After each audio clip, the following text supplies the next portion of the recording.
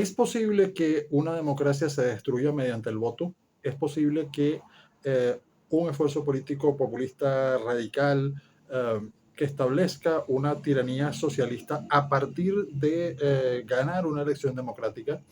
¿Es posible realmente que todos los pesos y contrapesos de una democracia republicana sean destruidos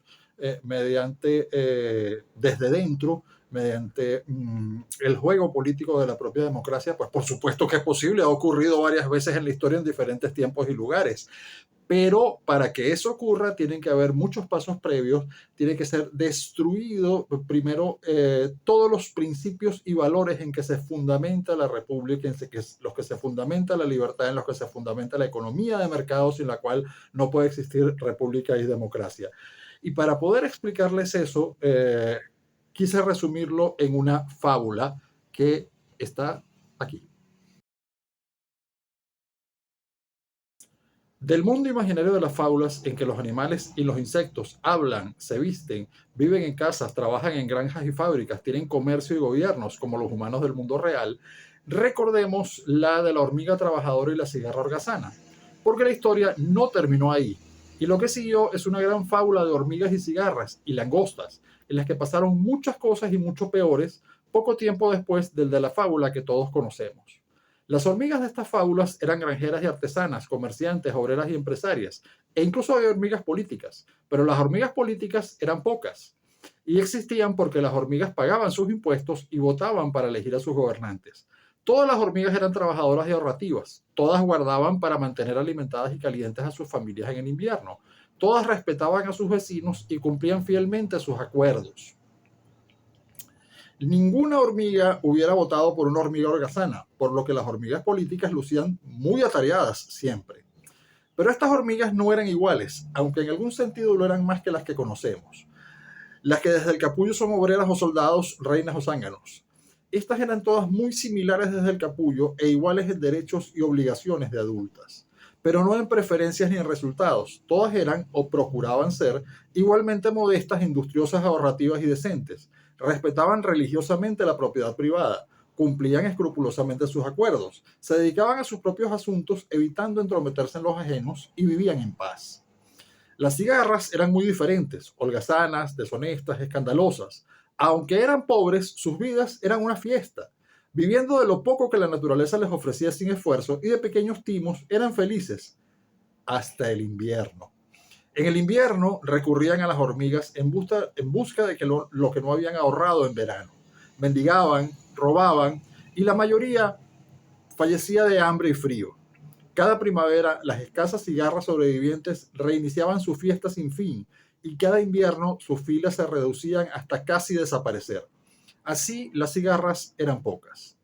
Las hormigas no entendían a las cigarras. Les molestaba que tras holgazanear todo el año, corrieran a pedirles a ellas, que tanto habían trabajado y ahorrado, alimento y refugio en invierno. Y les dejaban a su suerte, suerte que pensaban las hormigas, habían sellado las cigarras con su holgazanería. Pero las hormigas, como había comentado, aunque muy parecidas en virtudes y costumbres, no eran iguales. Unas eran granjeras y otras artesanas, unas comerciantes y otras empresarias, y hasta políticas. Eran diferentes en ocupaciones y en resultados. Algunas hormigas granjeras obtenían más y mejores cosechas que otras. Algunas hormigas comerciantes hacían mejores tratos que otras. Ciertas hormigas empresarias se enriquecían con inversiones innovadoras que toda hormiga admiraba. Otras se arruinaban en malos negocios. Pero las hormigas, pese a lo que algún intelectual socialista concluyó de la fábula original, no eran crueles ni carecían de solidaridad.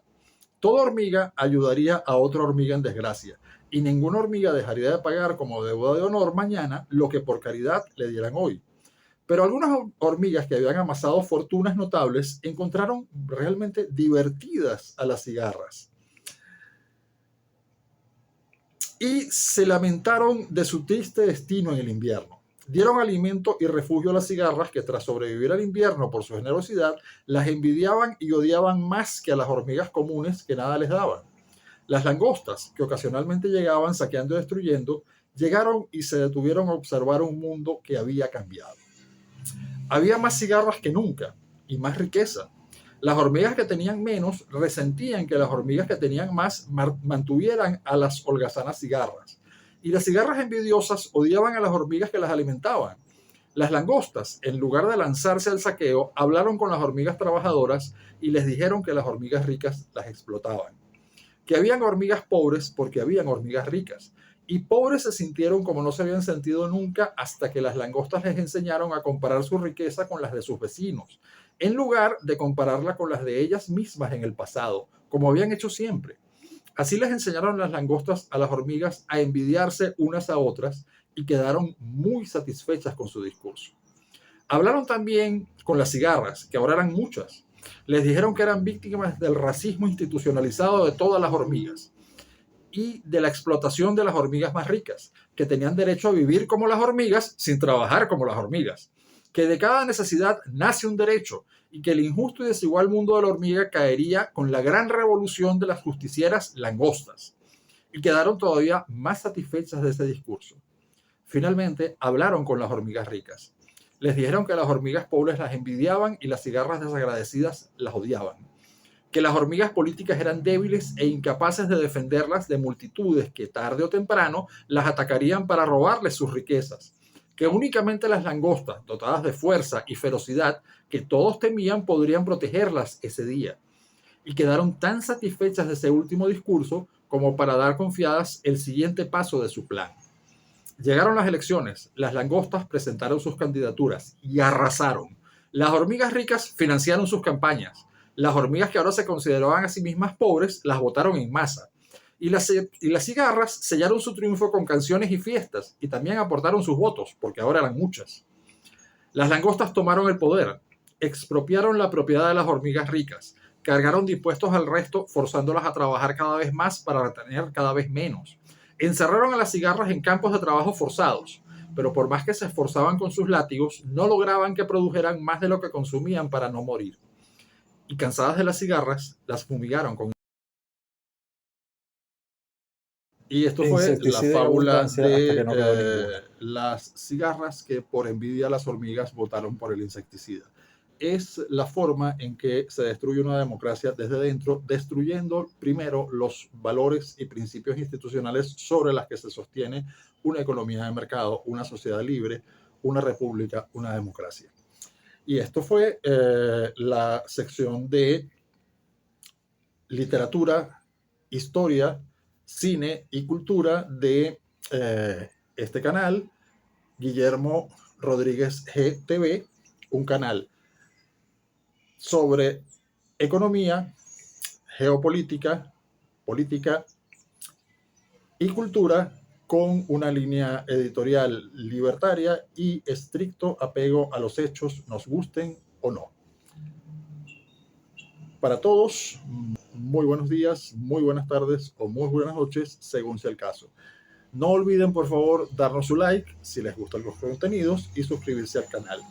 Y finalmente, les comento que la fábula que les acabo de contar está incluida en la introducción de mi nuevo libro, La ilusión comunista, de venta en buscalibre.com, que si les agrada, pueden adquirir. Muchísimas gracias y nos seguiremos viendo para seguir hablando de economía, política, geopolítica, cultura y comunicación en este su canal, Guillermo Rodríguez GTV. Hasta la próxima.